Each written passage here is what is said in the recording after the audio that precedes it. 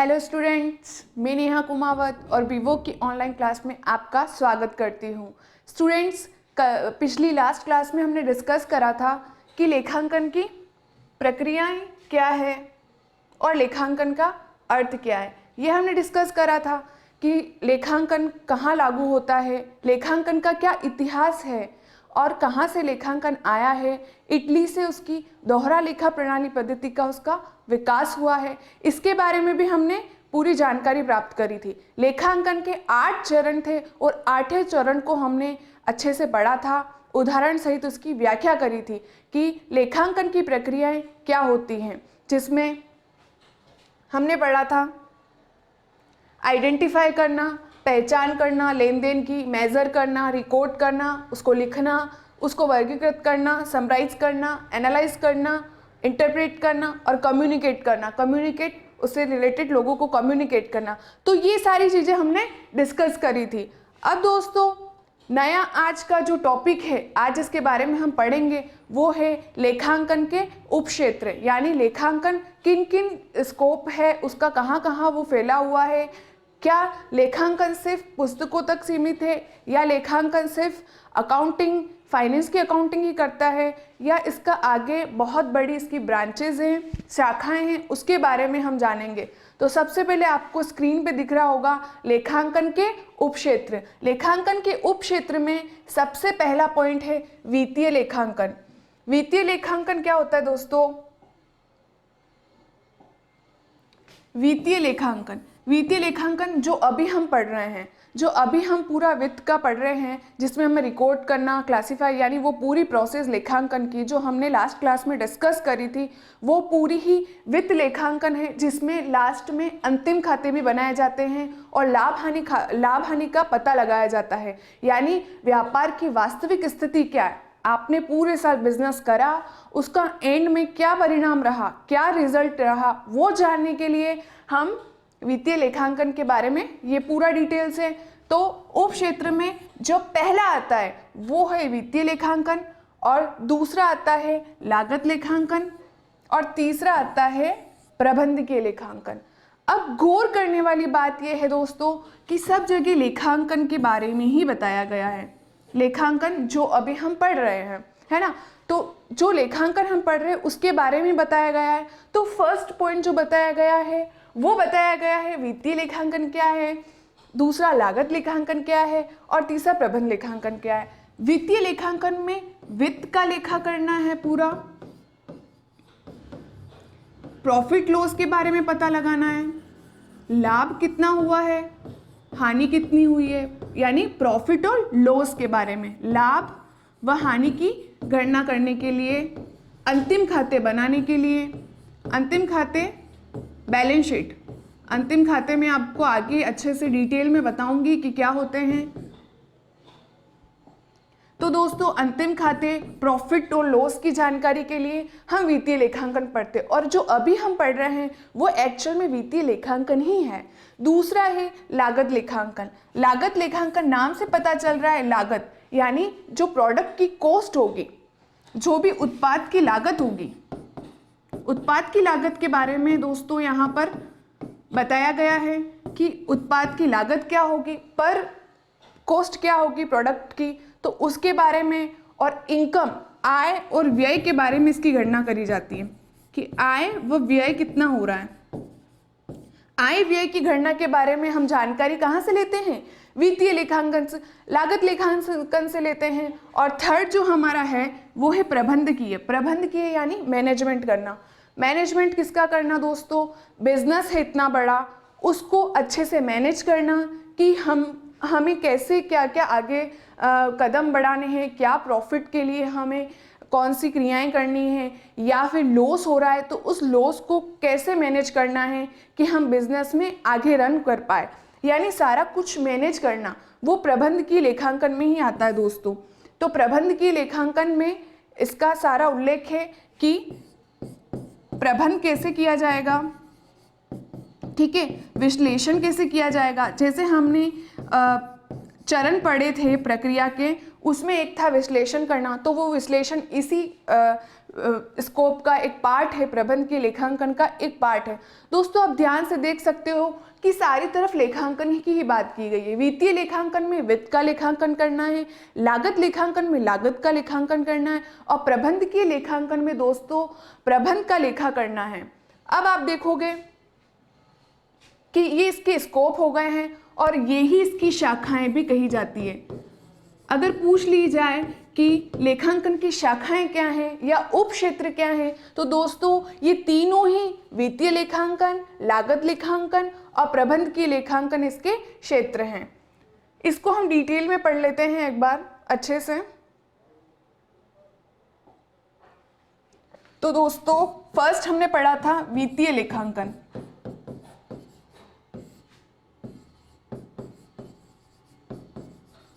वित्तीय लेखांकन है यानी वित्त के बारे में लेखा करता है। दूसरा पढ़ा हमने लागत लेखांकन। लागत लेखांकन लागत के बारे में बात करता है कि प्रति उत्पाद या पर कॉस्ट, किसी उत्पाद की पर कॉस्ट कैसे होगी, उसकी अकाउंटिंग, और इनकम कितना हो रहा है और एक्सपेंस आय कितनी हो रही है और व्यय कितने हो रहे हैं, इसके बारे में वो पूरी जानकारी देता है लागत लेखांकन। और थर्ड आता है दोस्तों प्रबंधकीय लेखांकन। प्रबंधकीय मैंने नाम से स्पष्ट कर दिया था कि प्रबंधकीय लेखांकन प्रबंध के बारे में, प्रबंध की अकाउंटिंग करता है दोस्तों। प्रबंध की अकाउंटिंग के अंदर ये विश्लेषण, एनालाइज, निर्वचन और सारी प्रक्रिया इसमें आती है। तो हम जो भी पढ़ रहे हैं वो मेन है दोस्तों वित्तीय लेखांकन। और वित्तीय लेखांकन के हमने अर्थ जान लिया था, लेखांकन का अर्थ, उसकी प्रक्रिया, और हमने अभी उप क्षेत्र के बारे में, और ये तीनों ही इसके उप क्षेत्र हैं।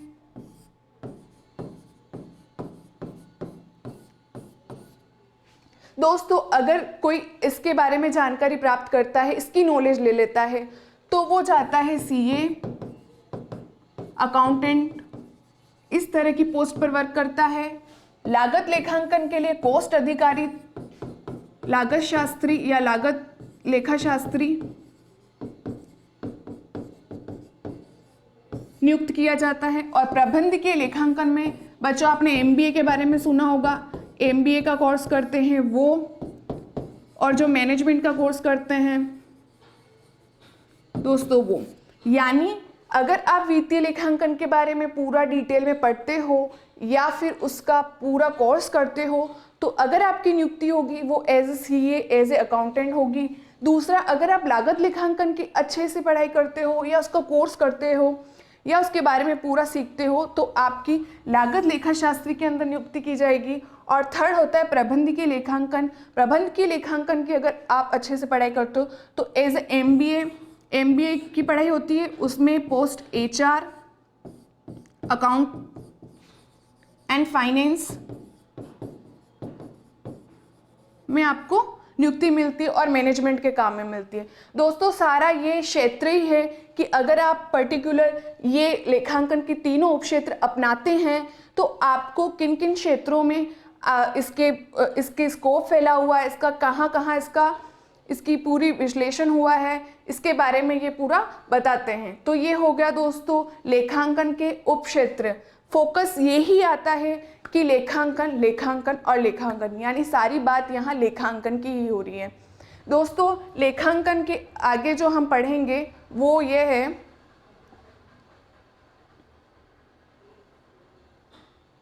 एक बार मैं इसका अर्थ भी अच्छे से डिटेल में बता देती हूँ कि इसका अर्थ क्या है। दोस्तों वित्तीय लेखांकन जो भी हमने पढ़ा था, इसमें वित्तीय लेखाकर्मी होता है, मैंने बताया ही था, अकाउंटेंट होता है, निर्णय लेने में और सहायता वित्तीय विवरण तैयार करने में की जाती है। लागत लेखांकन के बारे में उत्पाद की लागत के बारे में जानकारी ली जाती है, उन आधारों जिन पर उनका उल्लेख किया गया है, और आरंभ सांख्यिकी समंकों के तैयार होने पर, समाप्त होने पर। और वर्तमान में लागत लेखांकन व्यय यानी व्ययों पर ही जोर दिया, आय और व्ययों पर ही। और प्रबंधकीय लेखांकन में अंत में प्रबंधकीय जानकारी देने के लिए ही इसको रखा गया है। तो यही इसका उप क्षेत्र का अर्थ है।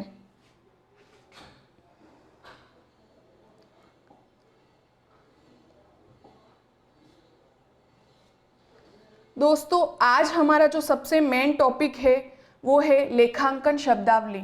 लेखांकन शब्दावली इसको इंग्लिश में अकाउंटिंग टर्मिनोलॉजी के नाम से जाना जाता है। दोस्तों, अगर किसी भी चीज़, कोई वस्तु है तो उसका कोई ना कोई नाम होता है, उसको नाम से जाना जाता है। उसी तरह अकाउंट्स में भी क्या होता है, अकाउंटिंग में भी, कि अलग अलग टर्म्स होते हैं, उनका भी एक अलग अर्थ होता है। क्या अर्थ होता है वो हम जानते हैं आगे। तो दोस्तों, पहला इसमें है माल। माल क्या होता है? वे वस्तुएं जिनमें व्यवसायिक कारोबार करता है माल कहलाती है। माल को बिजनेस की नियमित मुख्य रूप से खरीदा बेचा जाता है, यानी खरीदे बेचने पर फोकस कर रहा है।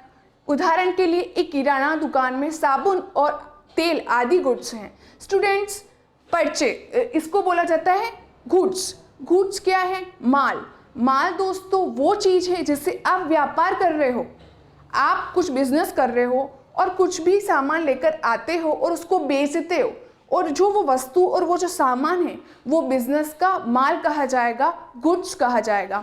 इसमें एग्जाम्पल भी दिया है कि किराना दुकान में साबुन, तेल और गुड्स, यानी कोई शॉप है, कोई स्टोर है, ठीक है, उसके अंदर अगर कोई साबुन, तेल और ये बेचता है तो उस व्यापारी के लिए, जो ये बेच रहा है, उसके लिए क्या होगा? माल होगा, गुड्स होगा, जो कि खरीदने और बेचने के लिए होता है और जिसका मुख्य रूप से कारोबार होता है। दोस्तों, इसको अच्छे से समझते हैं। हर व्यापारी के लिए अपना माल अलग अलग हो सकता है। जैसे राशन वाले के लिए हमने बोला चावल, गेहूं और ये सब उसका माल होगा, इसमें उसका कारोबार होगा, ये उसको खरीदेगा और बेचेगा। उसी तरह एक जो सुनार होगा या फिर एक जो भी कंपनी है, तो कंपनी है तो उसका एक अलग स्टॉक होगा। उसी तरह फ्रूट का अगर बिजनेस है तो उसके लिए फ्रूट्स ही उसका माल होगा, यानी जिसमें वो कारोबार कर रहा है वो ही उसका माल होगा, जिसमें वो खरीद रहा, बेच रहा है। तो दोस्तों, उसी को कहा जाएगा माल और गुड्स। सेकंड आता है परचेज, क्रय करना। सपोज इसका छोटा सा उदाहरण मैं आपको देती हूँ। आप सुबह उठे और आप कोलगेट खरीदने ही चले गए, ठीक है। वो कोलगेट लेकर आए तो वो क्या हुआ? खरीदना, यानी सुबह सुबह क्या हो गया? खर्चा हो गया आपका, यानी आप वो खरीद कर लेकर आए, आपने उसको यूज करा, ठीक है। तो उसी को कहा जाएगा परचेज करना, क्रय करना, और अन्य शब्द में कहें तो खरीदना, कोई वस्तु खरीदना। लगभग सामान्य जीवन में हम 50 से 60 बार वस्तुओं को क्रय करते हैं, लेकिन इनडायरेक्ट वे में हमें इतना याद नहीं रहता है। उसी तरह बिजनेस में तो रोज ट्रांजैक्शंस होंगे, रोज माल खरीदना पड़ेगा, बेचना पड़ेगा, तो उस खरीदने को ही, उस परचेज करने को ही क्या कहा जाएगा? परचेज करना, क्रय करना। यानी अकाउंट्स में जब आगे हम लेखांकन करेंगे तो उसमें मैं बार बार परचेज को ही बताऊंगी कि हमने क्या परचेज करा और क्या गुड्स हैं। तो इसीलिए इस टर्मिनोलॉजी को याद रखना बहुत ज़रूरी है। नेक्स्ट इसमें आता है सेल। सेल दोस्तों, सेल का अर्थ है व्यवसाय में माल आदि को बेचना, ठीक है। आप सुबह उठे, कोलगेट लेने ही चले गए और जो दुकानदार ने वो आपको कोलगेट दिया, यानी उसने बेचा, वो उसके लिए क्या होगा? वो उसके लिए होगा बेचना, विक्रय करना होगा दोस्तों, और उसको ही सेल करना और बेचना कहेंगे, ठीक है। तो व्यवसाय में माल को बेचना विक्रय है और व्यवसाय में माल को खरीदना क्रय है, जिसको इंग्लिश में परचेज और विक्रय को इंग्लिश में सेल्स के नाम से जाना जाता है। अब नेक्स्ट है कि क्रय वापसी क्या होती है, परचेज रिटर्न क्या है। देखो, रिटर्न यानी लौटाना, है ना। अब परचेज रिटर्न, आप कोलगेट लेकर आ गए, आपने उसको यूज़ करा, आपको अच्छा नहीं लगा, समझ नहीं आया, उसका टेस्ट ही समझ नहीं आया, आप अपने शॉपकीपर के पास वापस गए, बोले ये हमें नहीं चाहिए, आप ये इसको ले लीजिए। तो आपने क्या करा? उस कोलगेट को लौटा दिया। तो उस कोलगेट को आपने लौटाया तो उसी को कहा जाएगा परचेज रिटर्न। यानी पहले आपने परचेज करा था, आपको समझ में नहीं आया, आपने लौटा दिया, वो ही कहा जाएगा परचेज रिटर्न। यानी जब खरीदे गए माल में किसी कारणवश वापस कर दिया जाता है, आपने वापस करा था तो उसको ही कहा जाएगा क्रय वापसी, परचेज रिटर्न। तो यही है कि अगर आपको कोलगेट पसंद नहीं आया तो आप लौटा दो उसको, और अकाउंट्स की भाषा में उसको क्या कहा जाएगा, परचेज रिटर्न। दोस्तों नया शब्द इसमें आता है विक्रय वापसी, जिसको कहा जाता है सेल्स रिटर्न। आप कोलगेट रिटर्न करने गए, वो तो आपके लिए परचेज रिटर्न है, लेकिन जिसने बेचा था, बेचा किसने था, शॉपकीपर ने, तो उसके लिए ये क्या हो जाएगा, सेल रिटर्न। क्यों, क्योंकि उसने सेल आपको करी थी और उसको वापस आपने लौटा दिया था, तो जो आपका दुकानदार है उसके लिए क्या हो जाएगा, सेल्स रिटर्न हो जाएगा। यानी आपने उसको कोलगेट रिटर्न करा तो अपने लिए तो परचेज रिटर्न, लेकिन जब उसने सेल करा था तो उसकी सेल वापस आ गई तो वो सेल रिटर्न। यानी जब बेचे गए माल को ग्राहक द्वारा लौटा देता है तो उसे क्या कहा जाता है, विक्रय वापसी। आप कोलगेट खरीदने गए थे, आपको समझ में नहीं आया, आपने उसको लौटा दिया, तो दुकानदार के लिए, दुकानदार शॉपकीपर के लिए ये विक्रय वापसी होगी, सेल्स रिटर्न होगा, है ना। तो हमने खरीदा है और हमने वापस रिटर्न करा है तो क्रय वापसी, लेकिन दुकानदार के लिए विक्रय वापसी होगी। तो दोस्तों एक बार वापस रिवाइज कर लेते हैं इन 5 टर्म्स को। सबसे पहले माल, यानी जिसमें व्यापार का, व्यवसाय का कारोबार होता है, खरीदा बेचा जाता है, वो माल कहलाता है। दूसरा होता है क्रय, किसी चीज को खरीदना क्या होता है, क्रय करना होता है। किसी चीज को बेचना, सेल यानी विक्रय कहलाता है। और अगर हमने जो खरीदा और वो हमें समझ में नहीं आया, हम उसको लौटाने गए, रिटर्न करने गए, तो वो हो जाएगा परचेज रिटर्न, सेल्स रिटर्न। अगर आपने कोई माल बेचा है और ग्राहक उसको लौटा देता है तो वो व्यापारी के लिए सेल रिटर्न यानी विक्रय वापसी कहा जाएगा। तो आगे हम पढ़ते हैं बिजनेस ट्रांजैक्शंस। मैम ये बिजनेस ट्रांजैक्शंस क्या होती है? तो दोस्तों बिजनेस ट्रांजैक्शन नाम से स्पष्ट है, व्यावसायिक लेन देन। लेन देन को मैंने आपको पहले ही डिस्कस कर लिया था, यानी आप स्टॉक लेकर आ रहे हो, आप उस स्टॉक को बेच रहे हो, खरीद रहे हो, वो ही क्या है, व्यावसायिक क्रिया थी, मैंने पहले ही क्लियर कर लिया था। लेकिन बिजनेस से रिलेटेड थी तो वो बिजनेस में आएगी, और वो ट्रांजैक्शन है यानी लेन देन में आएगी। एक वित्तीय घटना जो बिजनेस से संबंधित है होती और जिसका प्रभाव कंपनी की वित्तीय स्थिति पर पड़ता है, यानी व्यापार पर उसका प्रभाव पड़ता है, तो वो बिजनेस ट्रांजैक्शन कहलाएगी। दोस्तों बिजनेस ट्रांजैक्शन क्या होती है, मैंने आपको पिज़्ज़ा वाले एग्जाम्पल में भी बताया था कि हम पिज़्ज़ा खरीदने गए तो उससे क्या हुआ, उस जो शॉपकीपर था या जो रेस्टोरेंट का मालिक था उसके लिए क्या था, वो उसकी इनकम थी, वो उससे उसका बिजनेस इफेक्ट में हो रहा था, है ना, तो वो उसके लिए बिजनेस ट्रांजैक्शन थी। लेकिन हमारे लिए एक सामान्य घटना थी, एक नॉर्मल इवेंट था, कोई बिजनेस इवेंट नहीं था। यानी ऐसी लेन देन जो बिजनेस को प्रभावित करती है, उसकी वित्तीय स्थिति को यानी पैसा, वित्त यानी पैसा, पैसे से को रिलेट करती है, उसकी कंडीशन को इफेक्ट करती है, वो बिजनेस ट्रांजैक्शन है, यानी वो व्यावसायिक लेन देन है। व्यावसायिक लेन देन में दोस्तों इसमें उदाहरण दिया हुआ है।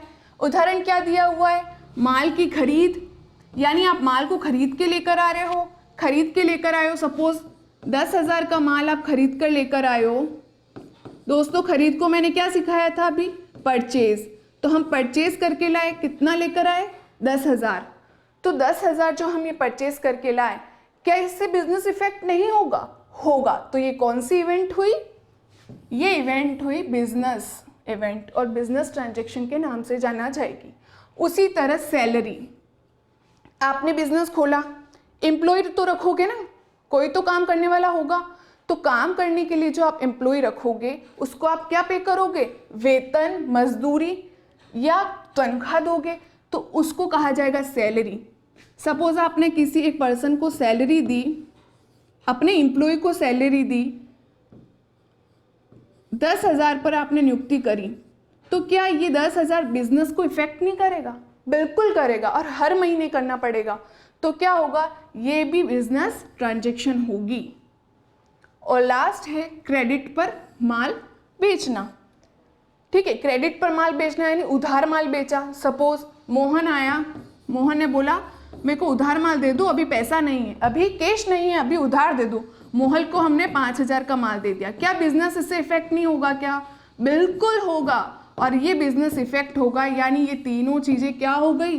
Business transactions. बिजनेस को इफेक्ट कर रही है, वित्तीय स्थिति को प्रभावित कर रही है। तो वित्तीय स्थिति को प्रभावित कर रही है तो ये हमारी क्या होगी? बिजनेस ट्रांजैक्शंस होगी। तो इसी के साथ 6 पॉइंट क्लियर होता है दोस्तों। अब है 7 कैश ट्रांजैक्शन।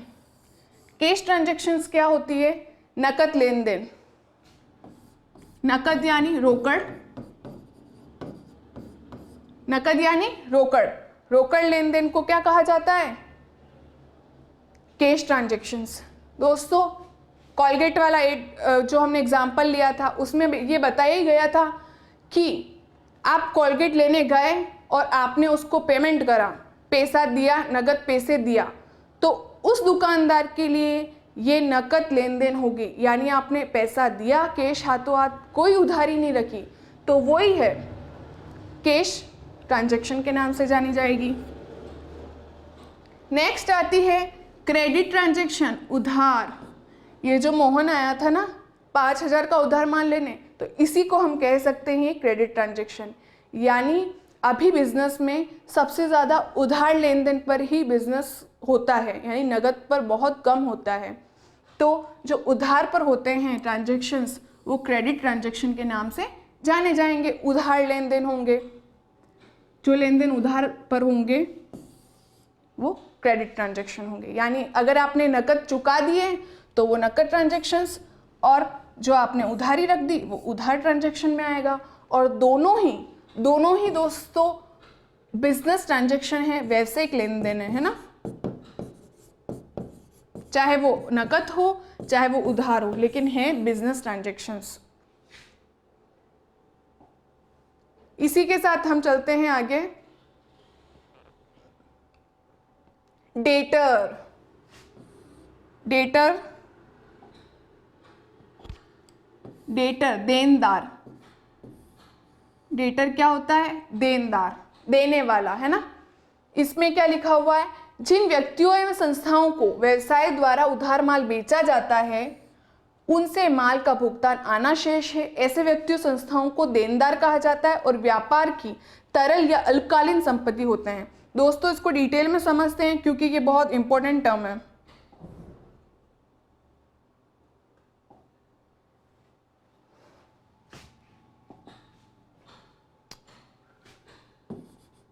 देनदार,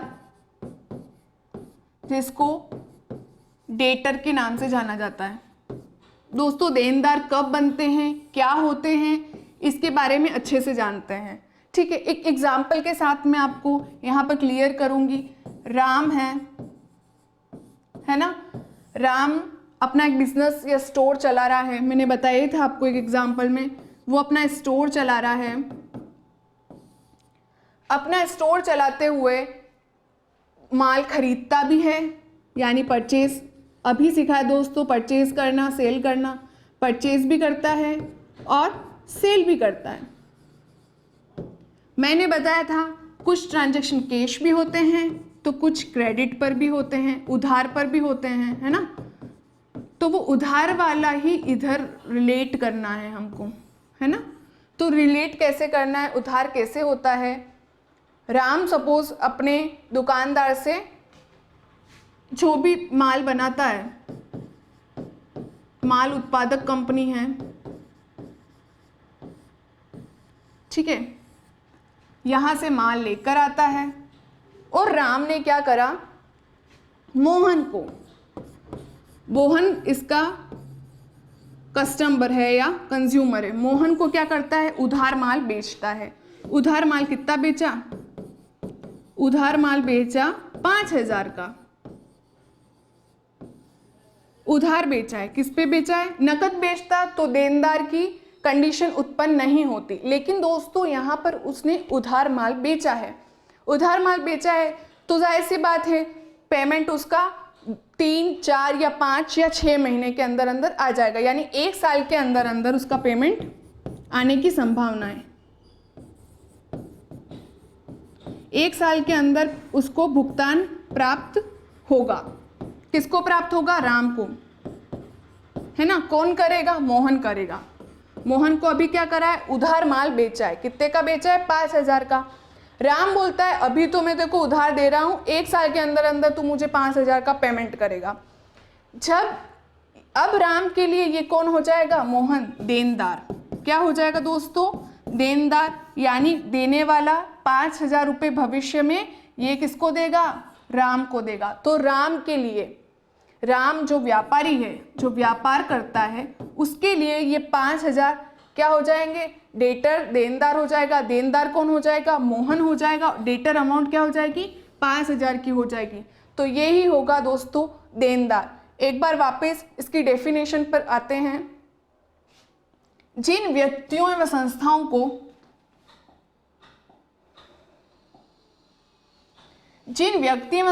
को कौन व्यक्ति और संस्था को व्यवसायी द्वारा उधार माल बेचा जाता है। यहां पर कौन था? व्यवसायी संस्था, मोहन था, है ना। मोहन को व्यवसायी द्वारा उधार माल बेचा जाता है। माल बेचा था, उधार माल कितने का बेचा था हमने? 5,000 का। किसको बेचा था? मोहन को बेचा था।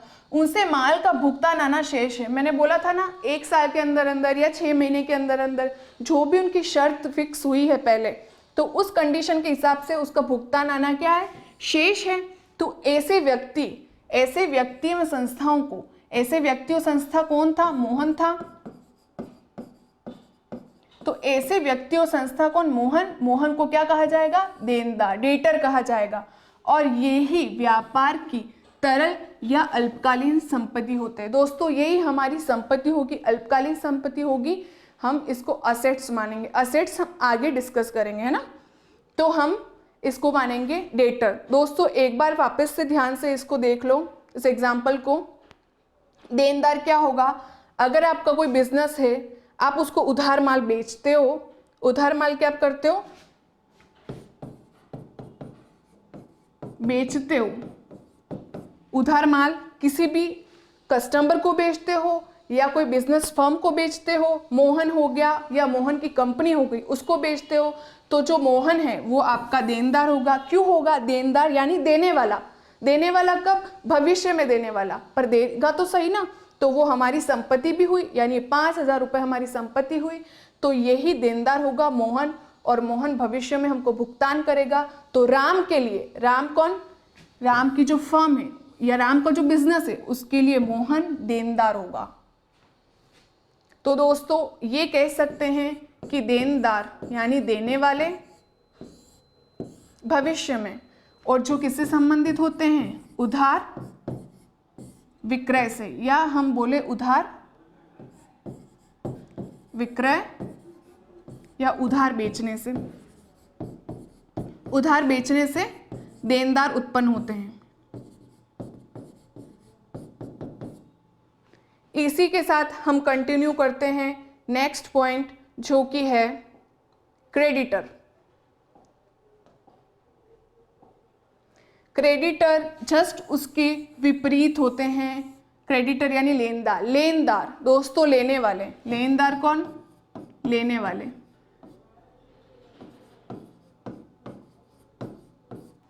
लेनदार होगा दोस्तों लेने वाला, जिसको इंग्लिश में क्रेडिटर कहा जाएगा। क्या कहा जाएगा दोस्तों? क्रेडिटर। और हिंदी में कहा जाएगा लेनदार, लेने वाला। ठीक है। राम है, राम का ही स्टोर है या राम का जो बिजनेस है ना। राम ने क्या करा? बिजनेस कर रहा है, माल लाता है, बेचता है, खरीदता है। राम भी जरूरी नहीं हर बार नगद ट्रांजैक्शन करे या नगद पर ही परचेज करके लाए। वो गया इसके मैन्युफैक्चर, निर्माता के पास, थोक व्यापारी जो भी है इसका या निर्माता है, उसके पास गया, उससे माल लेकर आया। क्या लेकर आया? माल लेकर आया। 10,000 रुपये का माल लेकर आया निर्माता से। किससे? जो प्रोडक्ट बनाता है, जिसका ये व्यापार करता है, या कच्चा माल जो भी है वो वहां से लेकर आया। कितने लेकर आया? 10,000 रुपये का खरीद कर लेकर आया। राम के पास पैसा नहीं। राम ने निर्माता को बोला उधार में लिख लेना, क्रेडिट पर लिख लेना। तो क्या हुआ, निर्माता ने उसको क्या माना, उधार माना, उधार लेन देन मानी। तो राम के लिए ये कैसी खरीद होगी, उधार खरीद होगी, जो किससे करी, निर्माता से करी। और निर्माता समझ लो यहां है सोहन, ठीक है, सोहन निर्माता है, सोहन ने इसको माल बेचा है, इसने खरीदा है। पर्टिकुलर यहाँ राम के स्टोर की अभी बात हो रही है। हम सोहन सिर्फ हमारा निर्माता है, व्यापारी है, जिसे हम माल खरीद कर लेकर आ रहे हैं। लेकिन खरीद किस पर रहे हैं, उधार पर खरीद कर लेकर आ रहे हैं, है ना। लेकिन हमें इसको भी पेमेंट विद इन 1 ईयर यानी 1 साल के अंदर अंदर, या जो भी निर्धारित है, पूर्व इन लोगों ने जो भी निर्धारित करा है कि इतना अमाउंट इतने समय में पे करना है, तो 1 साल की अवधि में राम को, दोस्तों राम को क्या करना होगा, पैसा देना होगा। किसको देना होगा, सोहन को देना होगा। क्यों, क्योंकि हम उधार खरीद कर लेकर आए, आज नहीं तो कल राम को पेमेंट करना होगा। तो राम को पेमेंट करना होगा, तो ये जो सोहन होगा वो राम के लिए क्या होगा, लेनदार होगा, पैसा लेगा। कितना लेगा, 10,000 रुपये। तो राम के लिए सोहन क्या हुआ, लेनदार, यानी फ्यूचर में वो 10,000 रुपये लेगा, इसलिए जो सोहन हुआ वो राम के लिए लेनदार हुआ। तो राम के लिए सोहन क्या हुआ, सोहन लेनदार हुआ, लेने वाला है ना, लेकिन भविष्य में लेगा। उसी तरह दोस्तों यहां क्या हुआ था, इसने माल बेचा था तो इसको फ्यूचर में पैसा मिलने वाला था, तो ये देनदार था। उसी तरह लेकिन उधार खरीद कर लाया, सोहन से खरीद कर लाया, तो खरीदा उधार है, तो राम को फ्यूचर में, भविष्य में पेमेंट तो करना ही होगा। तो लेनदार कौन हुआ, सोहन हुआ, यानी देने वाला देनदार और बिजनेस से लेने वाला लेनदार कहा जाएगा। दोस्तों ये लेनदार जो है आज नहीं तो भविष्य में लेगा, तो हमारे लिए ये क्या है, एक दायित्व है। क्या दायित्व है कि हमको भविष्य में इसको चुकाना ही है, चाहे कैसी भी कंडीशन है। सोहन तो कोई रिलेटिव है नहीं कि छोड़ देगा पैसा, लेगा बिल्कुल। बिजनेस हो रहे हैं तो उधार ट्रांजैक्शन तो होगी, आज नहीं तो कल वो पैसा लेगा ही है। तो राम के लिए ये क्या होगा, दायित्व होगा, फ्यूचर में उससे पैसा वसूल किया जाएगा। और दायित्व को यही बता देती हूँ, इंग्लिश में लायबिलिटी कहा जाता है। लेकिन ये कौन सी लायबिलिटी है, ये चालू दायित्व है, 1 साल के अंदर अंदर इसको चुकाना है ना।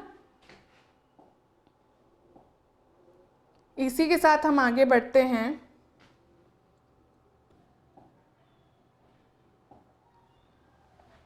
आहरण, विड्रॉल भी बोलते हैं इसको, ड्राइंग भी बोलते हैं। बैंक होता है ना, बैंक में पैसा जाते हैं निकलाने के लिए, तो उसको विड्रॉल कहा जाता है, आहरण कहा जाता है। लेकिन बिजनेस के अंदर ड्राइंग, आहरण क्या है दोस्तों, एक अच्छा सा एग्जांपल आपको मैं बताती हूँ। सपोज आपकी शॉप है, ठीक है, किराना की दुकान है, जहाँ पर आप चावल, घी, तेल, साबुन और सब बेचते हैं, ठीक है, ये आपका व्यापार है, ठीक है।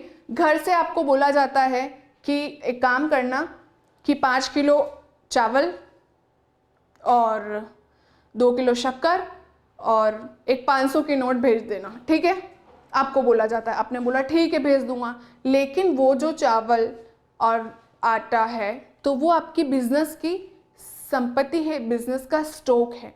लेकिन आपने अपने निजी उपयोग के लिए, अपने घर के लिए आप लेकर आए, अपने घर के उपयोग के लिए लेकर आए, तो वो ही आहरण कहलाएगा, वो ही ड्राइंग कहलाएगा। कैसे, व्यापारी द्वारा, यानी आप व्यापारी थे, व्यापार में व्यक्तिगत यानी अपने पर्सनल यूज के लिए, पर्सनल कार्यों के लिए निकाले थे कितने, एक तो 500 रुपये नगद राशि, और नगद के अलावा व्यापार का माल क्या, चावल और जो भी आटा आप लेकर आए वो माल का व्यापार है। जो माल है वो निजी कार्य के लिए आप क्या करके लेकर आए, लेकर आ गए, वही क्या है, आहरण है, ठीक है। क्या हुआ दोस्तों, अपने व्यक्तिगत उपयोग के लिए अगर आप व्यापार से कुछ भी माल या पैसा लेकर आते हैं तो वो व्यापार के लिए आहरण होगा, ड्राइंग होगी, ड्राइंग आहरण।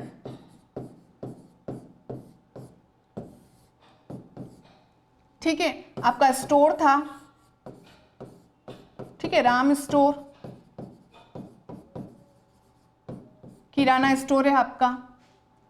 घर से बोला फैमिली मेंबर ने कि ये सब सामान ले आना, आप, ये आपका घर है ना, ये बिजनेस का स्टॉक है, गेहूं चावल जो भी है, आप यहाँ का स्टॉक अपने घर के लिए ले जा रहे हैं।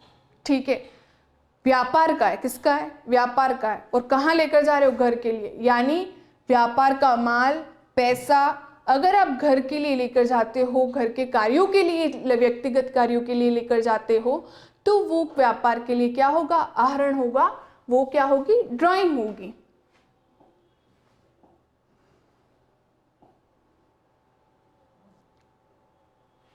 व्यापार की ड्राइंग होगी। तो दोस्तों आज हमने क्या क्या पॉइंट कवर करे, माल जिसका हम व्यापार करते हैं वो माल कहा जाता है, जो हम खरीद कर लाते हैं वो क्रय है, और जो हमने बेच दिया वो ही विक्रय है, और जो हमने बेचा वो रिटर्न हुआ, वो सेल्स रिटर्न है, लेकिन जो हमने खरीदा वो हमने रिटर्न कर दिया तो वो हमारे लिए परचेस रिटर्न है। बिजनेस ट्रांजैक्शन, जो भी अगर इवेंट हो रही है, बिजनेस को इफेक्ट कर रही है, उसकी फाइनेंशियल कंडीशन, वित्तीय स्थिति को इफेक्ट कर रही है दोस्तों, तो वो होगी बिजनेस ट्रांजैक्शन। नगद रोकड़ पैसा देकर आ रहे हो, कुछ भी खरीद रहे हो तो कैश ट्रांजैक्शन है, लेकिन वहीं अगर आप उधार खरीद रहे हो, उधार लेन देन कर रहे हो, तो वो क्रेडिट ट्रांजैक्शन है, उधार लेन देन है। उसके बाद डेटर, डेटर मैंने बता ही दिया, अगर आप उधार माल बेचोगे तो उसका पैसा भविष्य में प्राप्त होगा, तो जो देने वाला है वो देनदार कहा जाएगा, लेकिन आप उधार माल खरीद कर लेकर आते हो, आपको भविष्य में चुकाना है, तो सामने वाला लेनदार यानी लेने वाला कहलाएगा। उसी के साथ हमने अभी क्लियर करा आहरण। आहरण क्या है, व्यापार की जो भी स्टॉक है, माल है, वो आप, या रोकड़ है, वो आप व्यक्तिगत कार्यों के लिए निकालते हो व्यापार से, तो वो व्यापार का आहरण ड्राइंग कहा जाएगा। तो दोस्तों आज की क्लास में हमने यही डिस्कस करा कि हमारे लेखांकन का क्या क्षेत्र है, वित्तीय लेखांकन, लागत लेखांकन और प्रबंधकीय लेखांकन, इनका क्या क्षेत्र है, क्या स्कोप है और कहाँ इसको अप्लाई किया जाता है, उसको सीखने के बाद आपको कौन सी पोस्ट अपॉइंट की जाती है।